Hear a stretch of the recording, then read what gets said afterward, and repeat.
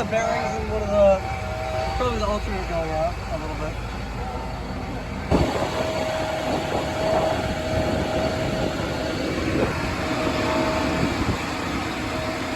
Picked up a new, yeah, I think the,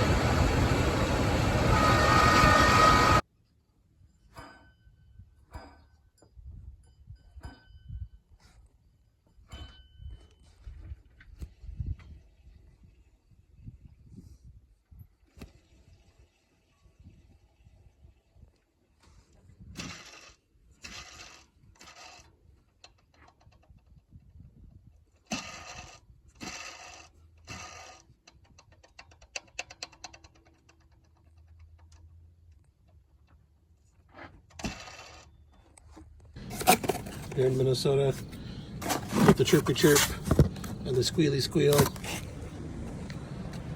of your idler and or your tensioner. You go to O'Reilly, you get some new stuff.